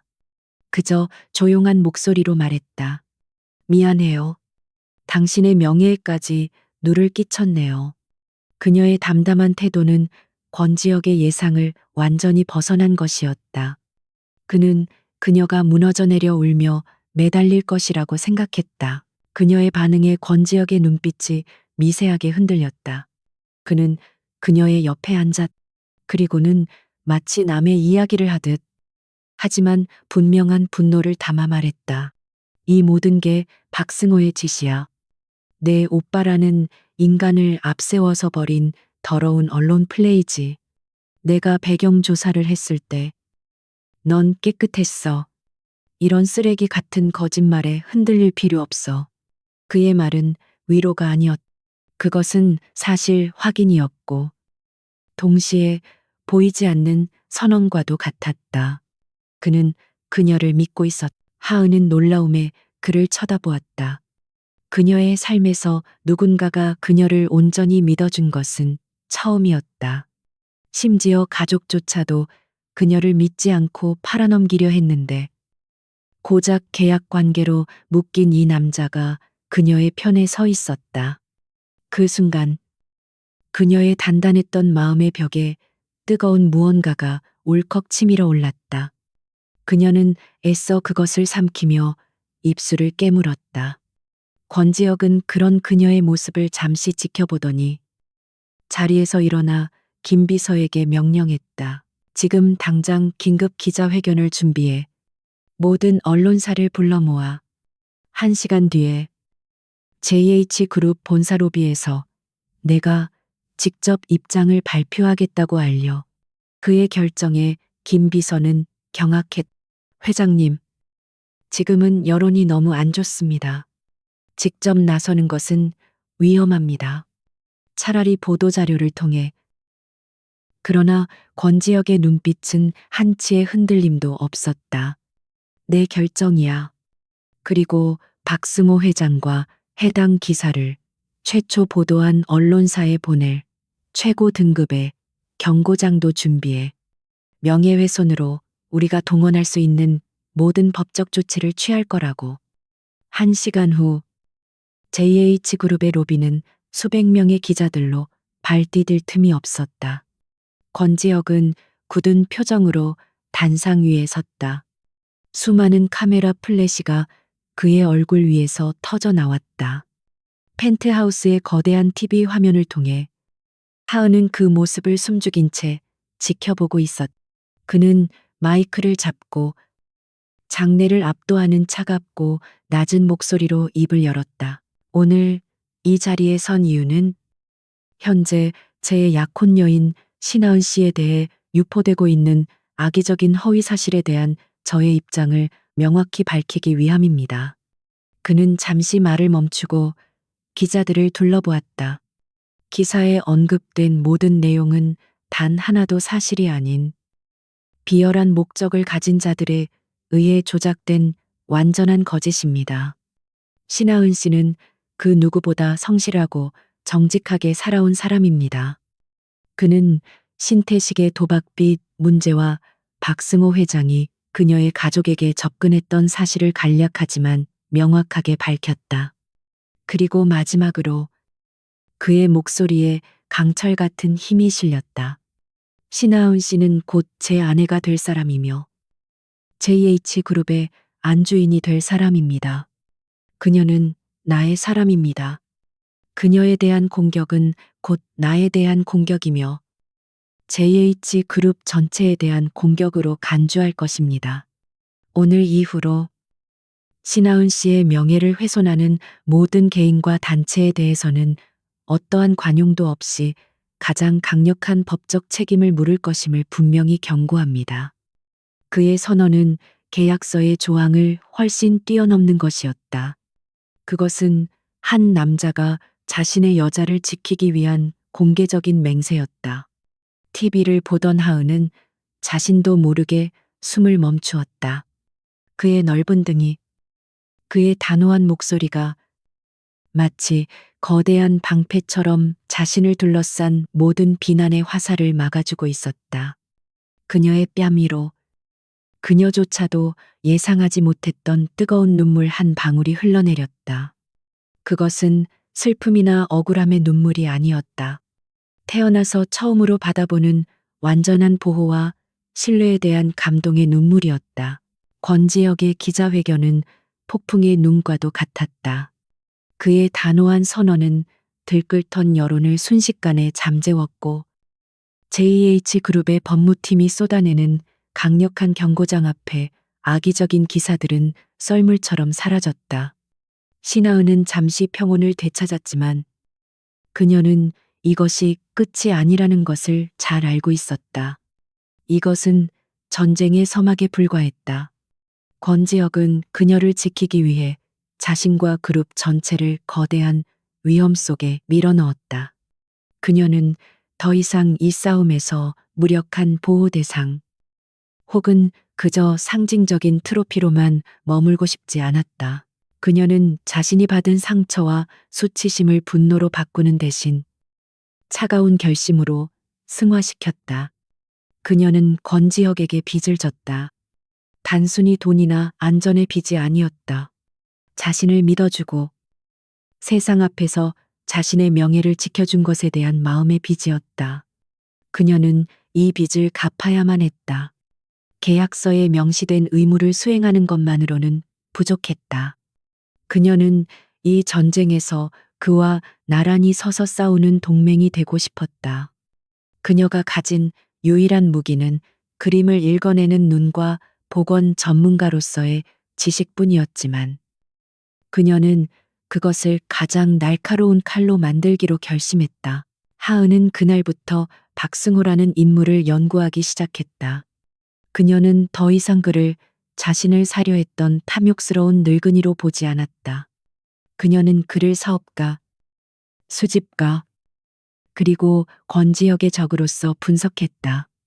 인터넷과 신문기사 데이터베이스를 통해 그가 수십 년간 벌여온 사업, 그의 인맥, 그리고 그의 취미에 대한 모든 정보를 긁어모았다. 권지혁의 서재는 정보의 보고였다. 그녀는 밤늦도록 서재에 틀어박혀 박승호가 참석했던 모든 자선, 경매 기록과 그가 소유한 미술관의 도록, 그리고 관련 기사들을 파고들었다. 처음에는 별다른 소득이 없었다. 박승호는 교활하고 빈틈없는 인물이었다. 그의 사업체들은 복잡한 지분 구조로 얽혀 있었고, 표면적으로는 아무런 문제가 없어 보였다. 하지만 하은은 포기하지 않았다. 그녀는 자신의 전문 분야인 미술품에 집중하기 시작했다. 박승호는 유명한 미술품 애호가이자 큰손 수집가였다. 그의 컬렉션은 국내에서도 손꼽히는 규모였고, 그는 이를 통해 자신의 부와 교양을 과시하곤 했다. 사람들은 그것을 그의 유일한 고급 취미라고 생각했다. 하지만 하은의 눈에는 다른 것들이 보이기 시작했다. 그녀는 박승호가 지난 몇 년간 미술품 경매에서 낙찰받은 작품들의 목록을 분석하던 중 미세하지만 분명한 위화감을 발견했다. 특정 시기에 특정 화가의 작품들이 비정상적으로 높은 가격에 거래되었고 그 거래의 중심에는 항상 박승호가 있었다. 특히 몇몇 작품은 진위 여부에 대한 논란이 있었음에도 불구하고 그가 막대한 돈을 지불하고 사들였다. 미술계에서는 이를 그의 과시욕이나 고집 때문이라고 평가했지만 하은의 직감은 다른 것을 가리키고 있었다. 그녀는 밤을 새워가며 논란이 된 작품들의 고화질 이미지와 관련 자료들을 분석했다. 그녀의 눈은 평범한 감정사들이 놓치는 미세한 균열, 물감의 질감, 캔버스의 연대, 그리고 화가의 서명 방식을 꿰뚫어 보았다. 그리고 마침내 결정적인 단서를 찾아냈다. 박승호가 거액을 주고 사들인 19세기 프랑스 풍경화 한 점의 서명이 작가의 진품 서명과 미세하게 달랐다. 그것은 일반인은 절대 알아챌 수 없지만 수없이 많은 작품을 복원해온 그녀의 눈에는 명백한 위작의 증거였다. 가설이 머릿속에서 번개처럼 스쳐 지나갔다. 만약 박승호가 단순히 속아서 위작을 산 것이 아니라면, 만약 그가 위작인 것을 알면서도 혹은 스스로 위작을 유통시키면서 그것을 통해 무언가 다른 목적을 이루고 있다면 미술품은 거액의 비자금을 세탁하거나 불법적인 자금을 해외로 빼돌리는데 가장 고전적이면서도 효과적인 수단 중 하나였다. 그녀는 심장이 거세게 뛰는 것을 느꼈다. 이것이 바로 박승호의 아킬레스건일지도 모른다는 예감이 들었다. 그녀는 며칠 동안 자신이 발견한 증거와 분석 내용을 정리하여 보고서를 만들었다. 그리고 어느 날 밤, 서재에서 홀로 전쟁을 치르고 있는 권지혁에게 다가갔다. 그는 피곤한 기색이 역력했지만 그녀를 보자 의아한 표정으로 서류에서 눈을 떼었다. 하은은 심호흡을 한 번 하고 그가 내민 의자에 앉아 준비한 보고서를 그의 책상 위에 올려놓았다.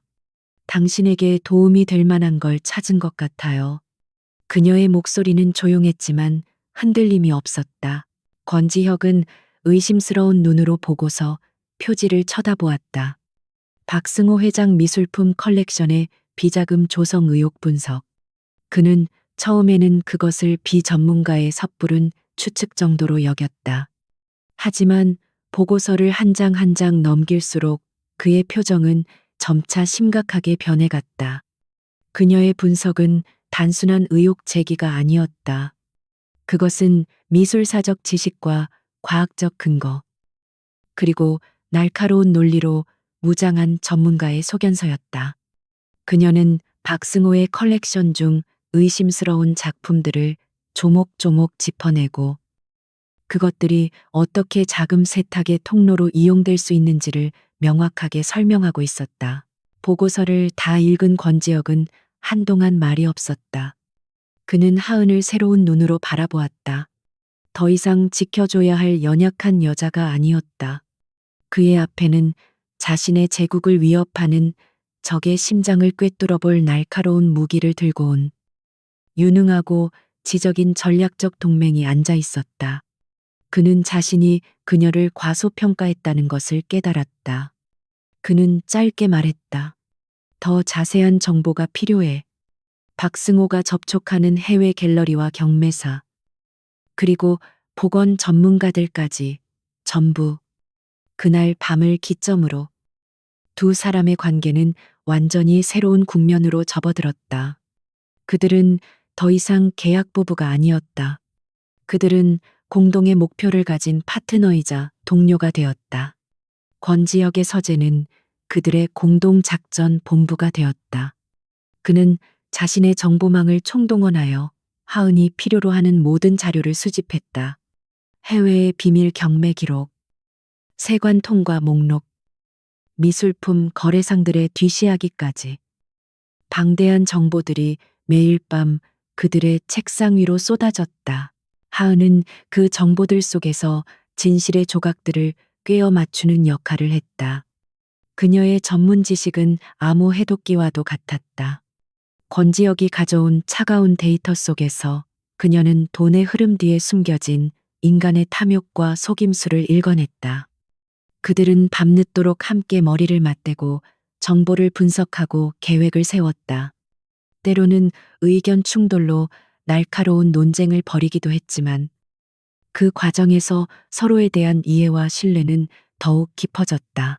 그들은 함께하는 시간이 길어지면서 서로의 새로운 모습을 발견했다. 하은은 냉혹한 기업가로만 보였던 권지혁의 얼굴 뒤에 숨겨진 목표를 향한 무서운 집중력과 지독한 승부욕, 그리고 자신의 사람을 지키려는 강한 책임감을 보았다.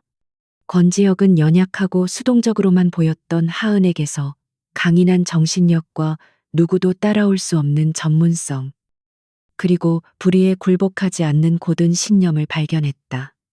존중이 싹텄고 그 존중은 어느새 이름 모를 감정으로 변해가고 있었다. 새벽녘, 지친 하은이 책상 위에서 깜빡 잠이 들었을 때 권지혁은 자신도 모르게 손을 뻗어 그녀의 뺨에 흘러내린 머리카락을 쓸어 넘겨주려다 멈칫했다. 그는 서둘러 손을 거두고 대신 자신의 코트를 벗어 그녀의 어깨 위에 조용히 덮어주었다.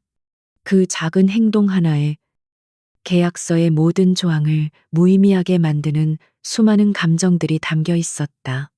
그들의 심장은 서로를 향해 조용히 하지만 분명하게 움직이기 시작했다. 그리고 마침내 그들의 노력은 결정적인 증거를 찾아냈다. 박승호가 유럽의 한 악명 높은 위작 조직과 연결되어 있으며 다음 달 스위스에서 열리는 비공개 아트 페어를 통해 거액의 비자금을 세탁하려는 계획을 세우고 있다는 구체적인 물증을 확보한 것이다.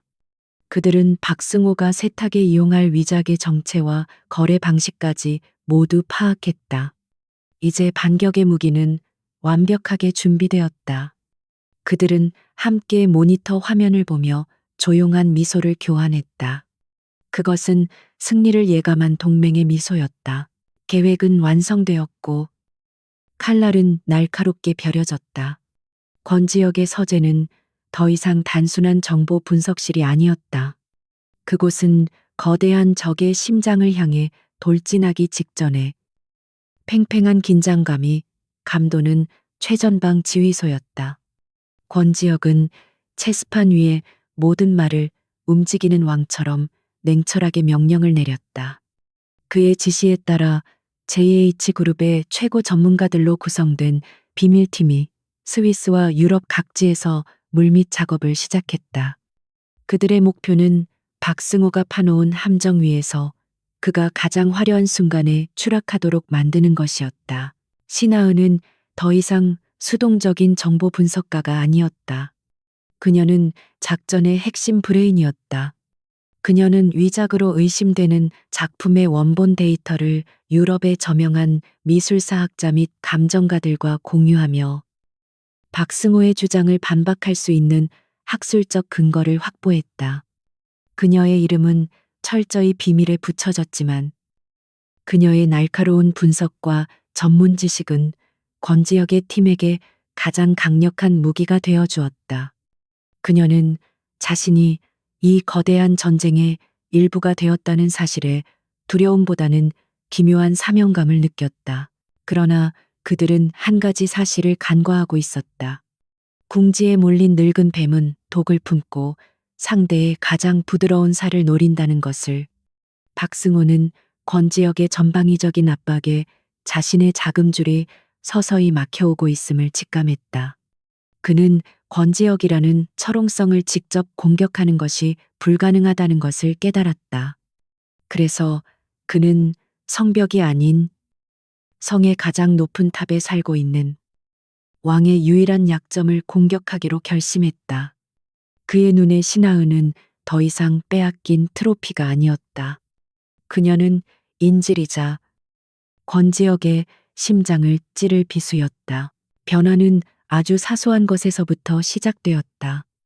하은은 며칠 전부터 누군가 자신을 지켜보고 있다는 불길한 느낌을 받았다. 펜트하우스 창밖을 무심코 내다볼 때 길 건너편에 세워진 검은색 차량이 눈에 띄었고 잠시 후면 사라지곤 했다. 그녀가 잠시 바람을 쐬러 펜트하우스의 개인 정원에 나갔을 때 어디선가 카메라 셔터 소리가 들리는 듯한 환청에 시달렸다. 처음에는 과민 반응이라고 생각했지만 그 느낌은 점점 더 짙고 선명한 현실의 위협으로 다가왔다.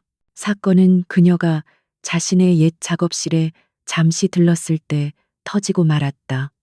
복원 작업에 필요한 특수 용매가 펜트하우스에 구비되어 있지 않아. 그녀는 권지혁의 경호원 한 명과 함께 잠시 외출을 감행했다. 낡은 상가 건물에 위치한 그녀의 작업실은 여전히 먼지와 추억의 냄새로 가득했다. 그녀가 필요한 물건을 챙겨 막 건물을 나서려던 순간이었다. 좁고 어두운 골목길 모퉁이에서 그림자 속에 숨어 있던 한 남자가 그녀의 앞을 막아섰다. 경호원이 즉시 그녀를 보호하며 남자를 경계했지만 남자는 위협적인 행동을 하는 대신 기분 나쁜 미소를 지으며 하은에게 말했다. 신하은 씨 맞으시죠? 어떤 분께서 전해달라는 말이 있어서요. 그의 목소리는 기름기가 흐르는 것처럼 역겨웠다. 그림 고치는 손이 아주 예쁘시다고. 그 귀한 손. 다치기라도 하면 우리 회장님께서 마음 아파하실 거라고 전해달랍니다. 너무 깊이 파고들면 연필 대신 망치를 쥐게 될지도 모른다고요. 그것은 명백한 협박이었다.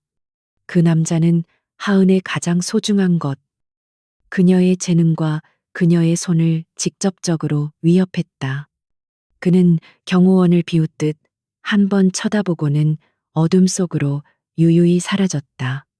펜트하우스로 돌아오는 차 안에서 하은은 아무 말도 할 수 없었다. 그녀의 손이 미세하게 떨리고 있었다. 공포 때문만은 아니었다.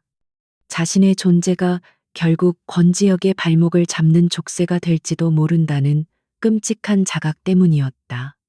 그녀는 이 사실을 그에게 숨겨야 한다고 생각했다. 하지만 그녀는 권지혁의 눈을 속일 수 없었다. 펜트하우스에 도착했을 때 그녀의 창백한 얼굴과 불안한 눈빛을 본 그는 즉시 무언가 잘못되었음을 직감했다. 그는 그녀를 서재로 데리고 들어가 평소와는 다른 강압적인 목소리로 물었다. 무슨 일 있었어? 전부 말해. 하은은 애써 괜찮은 척하며 고개를 저었지만 그의 집요한 추궁과 그녀의 떨리는 손을 낚아채는 그의 행동 앞에서 결국 모든 것을 털어놓을 수밖에 없었다. 그녀의 이야기가 끝나자 서재에는 얼음 같은 침묵이 흘렀다. 권지혁의 얼굴에서는 모든 감정이 사라져 있었다. 하지만 그의 눈은 달랐다. 그의 눈동자 안에서는 차가운 분노가 활화산처럼 들끓고 있었다. 그것은 사업상의 분노가 아니었다. 자신의 소중한 것을 감히 건드린 자에 대한 원초적이고 파괴적인 살이었다. 그는 주먹을 너무 세게 쥐어 손가락 마디가 하얗게 변했다. 그가 마침내 입을 열었을 때 그의 목소리는 지하실의 냉기처럼 낮고 서늘했다. 그 늙은 여우가 감히 너를 건드려. 그는 자리에서 벌떡 일어났다. 그리고는 자신도 제어할 수 없는 분노에 휩싸여 책상 위에 있던 두꺼운 유리 재떨이를 벽난로에 집어던졌다. 쨍그랑하는 파열음과 함께 재떨이는 산산조각이 났다. 하은은 그의 폭력적인 모습에 놀라 숨을 죽였다. 언제나 냉정하고 이성적이던 그의 모습은 온데간데 없었다. 그의 안에서 억눌려 있던 야수가 포효하며 뛰쳐나온 것 같았다. 그는 미친 사람처럼 방 안을 서성이다가 그녀 앞에 우뚝 멈춰 섰다. 그리고는 그녀의 양어깨를 강하게 붙잡았다. 그의 소나기는 아플 정도로 힘이 들어가 있었지만 그의 눈빛은 분노가 아닌 깊은 두려움으로 흔들리고 있었다. 그는 처음으로 그녀 앞에서 자신의 통제력을 완전히 상실한 모습을 보였다. 네가 다치기라도 했으면 어쩔 뻔했어. 그의 목소리는 미세하게 떨리고 있었다. 그것은 JH그룹의 총수가 아닌 사랑하는 여자를 잃을 뻔한 한 남자의 절규였다. 그 순간 두 사람 사이에 존재했던 계약이라는 얇은 벽은 산산이 부서져 내렸다. 그는 더 이상 자신의 계획이나 복수를 생각하지 않았다. 그의 머릿속에는 오직 그녀의 안전, 그녀의 존재만이 가득했다. 그녀를 잃을지도 모른다는 상상만으로도 그의 세상은 무너져 내릴 것 같았다. 그는 자신이 돌이킬 수 없는 강을 건넜음을 깨달았다. 신하은은 더 이상 그의 계획을 위한 도구가 아니었다. 그녀는 그의 심장이었고 그의 전부였다. 하은 역시 그의 흔들리는 눈동자 속에서 자신을 향한 깊고 절박한 감정을 읽었다. 그것은 동정도, 책임감도 아니었다. 그녀의 심장이 거세게 요동치기 시작했다. 그녀는 이 상황에서 물러서고 싶지 않았다. 나는 괜찮아요. 하지만 이럴수록 우리는 멈추면 안 돼요. 이건 이제 나만의 문제가 아니라 우리 모두의 싸움이에요. 그녀는 두려움에 떠는 대신 그의 눈을 똑바로 마주보며 말했다. 그녀의 당돌한 용기는 그의 남은 이성을 완전히 마비시켰다. 그는 그녀의 얼굴을 감싸쥐고 참을 수 없는 충동에 휩싸여 그녀에게로 얼굴을 가까이 가져갔다. 그들의 입술이 닿기 직전의 아슬아슬한 거리에서 그는 간신히 멈춰섰다. 그는 숨막히는 목소리로 속삭였다. 아니, 이건 이제 내 싸움이야. 널 위해서라도 그 늙은이를 내 손으로 지옥에 쳐넣어야겠어. 그는 그녀에게서 한 걸음 물러섰다. 그의 눈빛은 다시 차가운 결의로 가득 찼지만 그 안에는 방금 전과는 비교할 수 없는 뜨거운 불꽃이 타오르고 있었다. 그는 즉시 김 비서에게 전화를 걸었다. 그의 목소리는 강철처럼 단단하고 잔인했다. 계획 변경이다. 스위스에서 일을 처리하는 건 너무 점잖은 방식이야. 박승호의 모든 것을 그가 가진 마지막 숨통까지 남김없이 끊어버릴 방법을 찾아 지금 당장 그의 선언은 더 이상 비즈니스 전쟁의 마무리가 아니었다. 그것은 자신의 여자를 건드린 대가로 한 남자의 모든 것을 파멸시키겠다는 사적인 복수의 서막이었다. 심판의 날은 화려한 위선의 가면을 쓰고 찾아왔다. 박승호 회장이 자신의 부와 명성을 과시하기 위해 매년 주최하는 VVIP 자선 미술품 경매의 밤, 국내외의 정재계 거물들과 유명 인사들이 모두 모이는 이 행사는 그의 왕국이 얼마나 견고한지를 보여주는 상징적인 무대였다. 올해 행사의 하이라이트는 최근 유럽의 한 경매에서 박 회장이 거액을 주고 낙찰받았다고 알려진 19세기 거장의 잃어버린 풍경화였다. 바로 그 그림이 그의 제국을 무너뜨릴 트로이의 목마가 될 운명이라는 것을 아는 사람은 아무도 없었다. 박승호는 만족스러운 미소로 행사장을 둘러보았다. 모든 것이 그의 계획대로 완벽하게 흘러가고 있었다. 신하은을 향한 협박은 효과가 있었는지 권지혁 측의 공격적인 움직임이 며칠째 잠잠했다. 그는 그것을 권지혁이 한 발 물러섰다는 증거로 받아들였다. 오늘 밤 그는 이 그림을 자선 경매에 내놓는 척하며 미리 짜놓은 대리인에게 천문학적인 가격으로 낙찰시킬 계획이었다.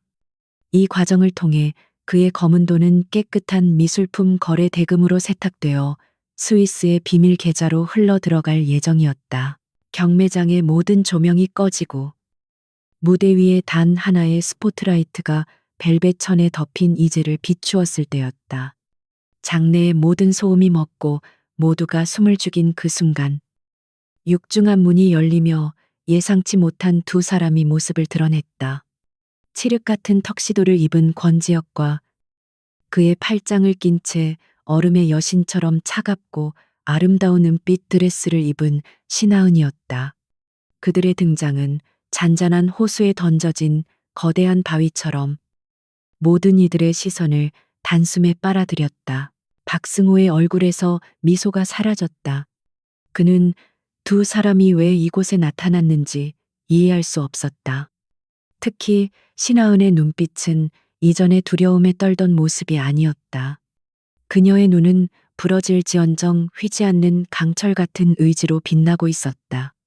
권지혁은 박승호를 향해 희미한 그러나 지독한 조소가 담긴 미소를 보이며 하은과 함께 가장 앞자리에 마련된 자신의 자리에 앉았다.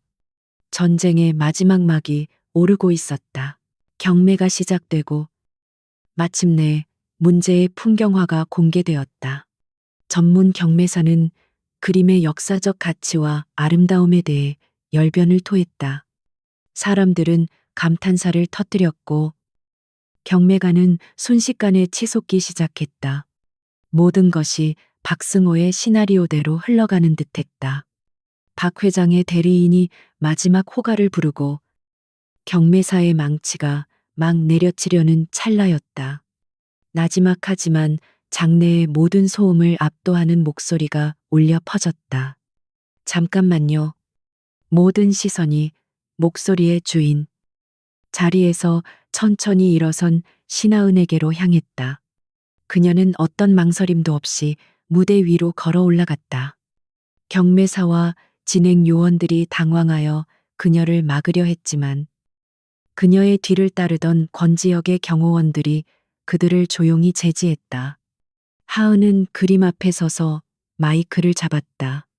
그녀의 심장은 세차게 뛰었지만 목소리는 놀라울 정도로 침착하고 명료했다. 여러분, 지금 보고 계신 이 그림은 진품이 아닙니다. 그녀의 한마디에 장내는 물을 끼얹은 듯 조용해졌다. 박승호는 자리에서 벌떡 일어나 소리쳤다. 저 여자가 지금 무슨 헛소리를 하는 거야. 당장 끌어내 하지만 아무도 움직이지 않았다.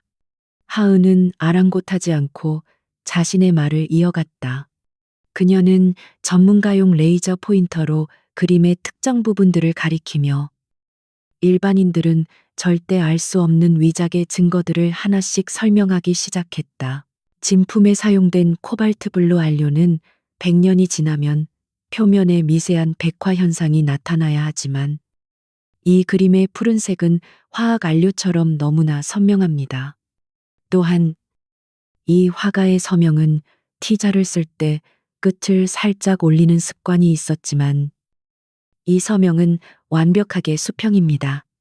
결정적으로 캔버스 뒷면의 제작자 스탬프는 19세기가 아닌 20세기 중반에 사용되던 양식입니다. 그녀의 설명은 논리정연하고 반박할 수 없는 사실의 나열이었다.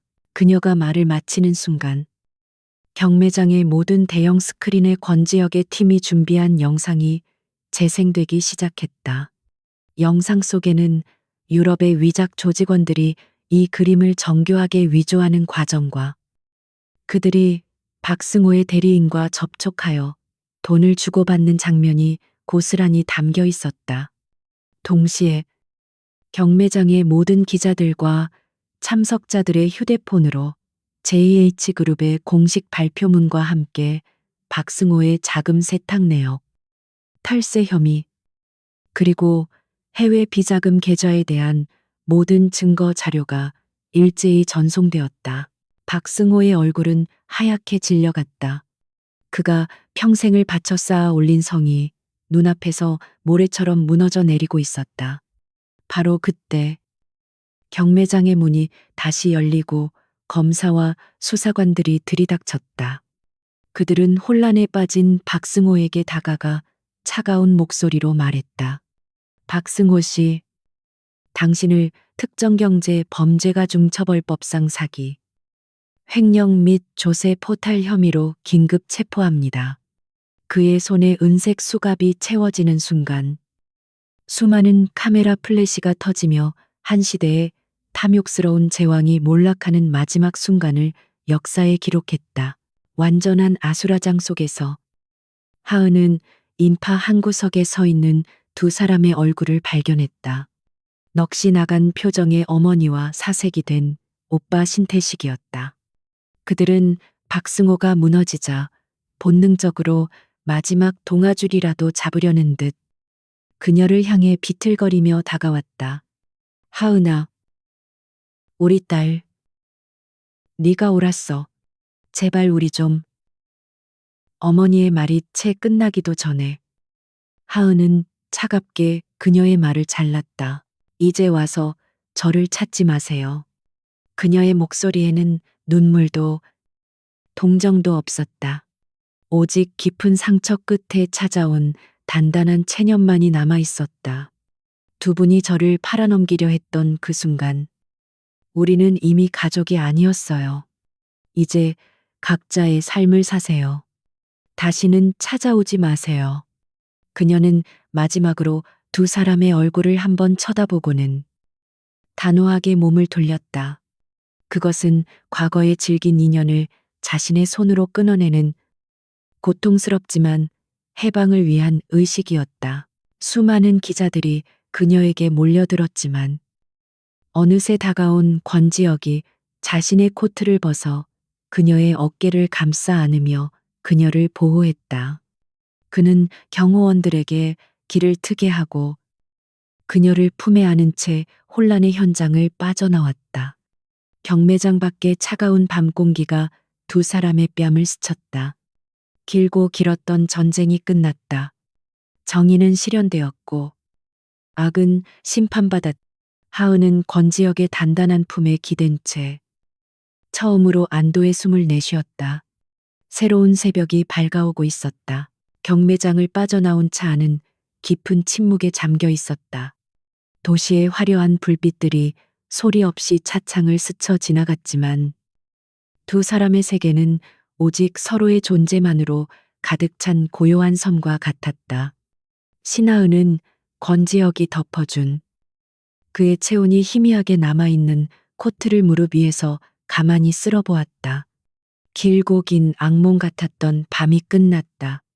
하지만 꿈에서 깨어난 지금 눈앞에 있는 현실이 과연 무엇인지 그녀는 알 수 없었다.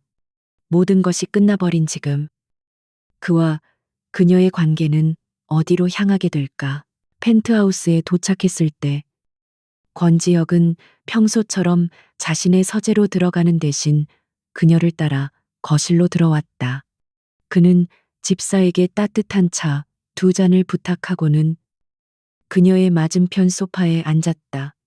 두 사람 사이에는 어색하지만 무겁지 않은 어떤 종류의 기다림 같은 공기가 흘렀다. 그는 마치 무슨 말을 해야 할지 고르는 사람처럼 한참 동안 말이 없다가 마침내 입을 열었다. 그의 목소리는 평소의 냉정함 대신 깊은 피로와 안도감이 섞여 있었다. 이제 다 끝났어. 그 한마디에 하은은 자신이 그동안 얼마나 팽팽한 긴장감 속에서 버텨왔는지를 깨달았다.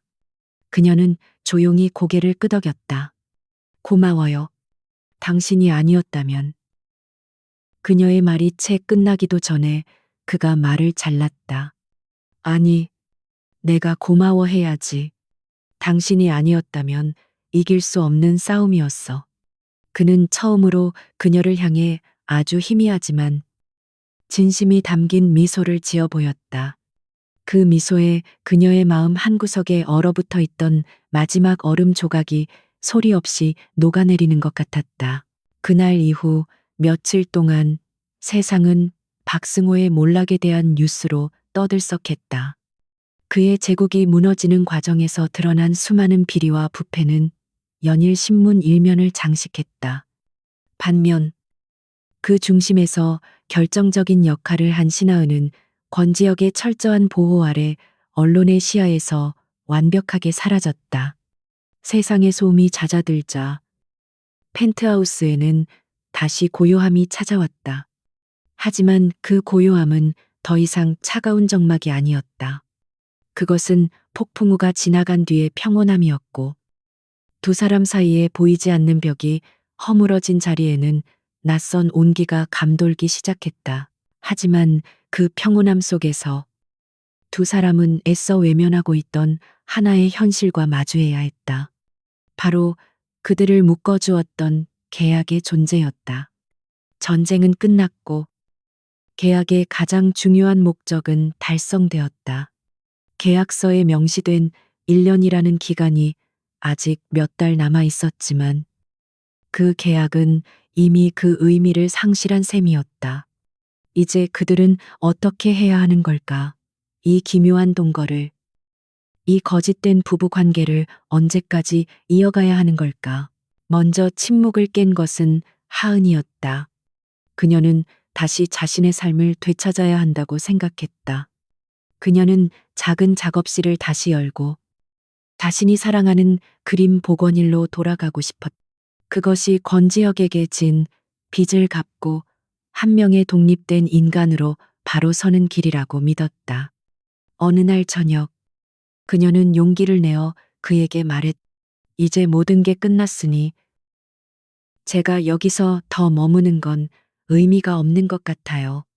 조만간 제 원래 자리로 돌아가야겠어요.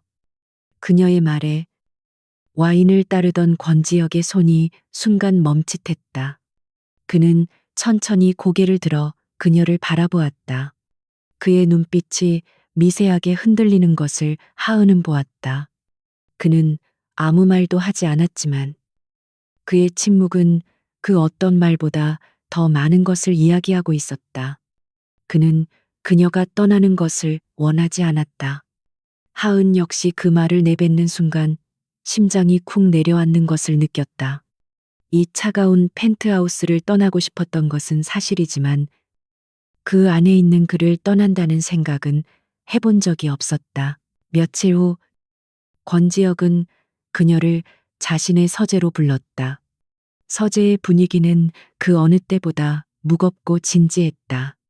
그의 책상 위에는 서류 봉투 하나가 놓여 있었다. 하은은 직감적으로 그것이 무엇인지 알 수 있었다. 이혼 합의서, 계약의 마지막 절차였다. 그는 마침내 모든 것을 원래대로 되돌리기로 결심한 것이었다. 그녀는 애써 담담한 표정을 지으며 그가 내미는 의자에 앉았다. 심장이 차갑게 식어가는 것 같았다. 권지혁은 한참 동안 서류 봉투를 만지작거리기만 할 뿐 쉽게 입을 열지 못했다. 언제나 자신만만하고 모든 것을 통제하던 그의 모습은 온데간데 없었다. 그는 마침내 결심한 듯 봉투를 그녀 앞으로 밀었다. 이걸로 우리의 계약은 공식적으로 끝내도록 하지. 그의 목소리는 건조했지만 그 끝은 미세하게 떨리고 있었다. 하은은 말없이 봉투를 바라보았다. 이 종이 몇 장에 서명하면 그와 그녀는 이제 아무 상관없는 타인이 되는 것이었다. 그녀가 봉투를 향해 손을 뻗으려는 순간이었다. 권지혁이 그녀의 손을 낚아채듯 잡았다. 그의 손은 뜨거웠다. 하지만 그는 말을 이었다. 그의 눈은 더 이상 계약의 파트너가 아닌 한 여자로서의 신하은을 똑바로 바라보고 있었다. 나는 이 계약을 파기하고 싶어. 그리고 새로운 계약을 제안하고 싶군. 하은은 의아한 눈으로 그를 쳐다보았다. 그는 그녀의 손을 놓지 않은 채 책상 서랍에서 작은 벨벳 상자를 꺼내 그녀 앞에 열어 보였다. 상자 안에는 눈부시게 빛나는 다이아몬드 반지가 들어 있었다. 그것은 그녀가 파티에서 착용했던 그 어떤 화려한 보석보다도 더 순수하고 아름다운 빛을 뿜어내고 있었다. 권지혁은 자리에서 일어나 그녀의 앞에 한쪽 무릎을 꿇었다. 대한민국을 호령하는 제국의 황제가 한 여인 앞에서 자신의 모든 자존심을 내려놓은 순간이었다. 신하은 씨, 당신을 처음 만났을 때 난 당신을 그저 내 복수를 위한 도구로만 생각했소. 하지만 당신은 내 계획의 일부가 아니라 내 세상의 전부가 되어버렸어. 당신의 재능, 당신의 강인함, 그리고 당신의 용기가 얼음 같았던 내 심장을 녹였소. 이제 계약이 아닌 내 진심으로 당신 곁에 머물고 싶어. 기간도 조건도 없는 종신 계약으로 나와 결혼해 주겠소. 그의 진심 어린 고백에 하은의 눈에서 뜨거운 눈물이 흘러내렸다. 그것은 더 이상 슬픔이나 억울함의 눈물이 아니었다. 지독한 절망의 끝에서 찾아온 구원과 사랑에 대한 벅찬 감동의 눈물이었다. 그녀의 시작은 거짓과 계약으로 얼룩졌지만 이제 그녀 앞에는 누구보다 뜨거운 진심이 놓여 있었다. 그녀는 눈물을 닦아내고 환하게 미소 지었다. 그녀의 미소는 펜트하우스의 그 어떤 값비싼 그림보다도 더 아름다웠다. 네, 좋아요. 그녀의 대답에 권지혁의 얼굴에 비로소 진정한 행복의 미소가 떠올랐다. 그는 반지를 그녀의 손가락에 끼워 주었다. 반지는 마치 처음부터 그녀의 것이었던 것처럼 완벽하게 들어맞았다.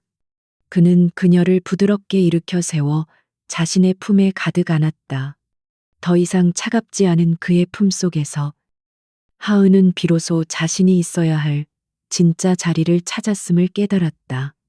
가난한 여자가 가족에게 팔려갈 뻔했던 비극은 한 남자의 차가운 제안으로 시작되었지만 마침내 계약을 넘어선 진정한 사랑의 이야기로 완성되었다. 두 사람은 서로를 마주보며 함께 열어갈 새로운 미래를 향해 미소 지었다.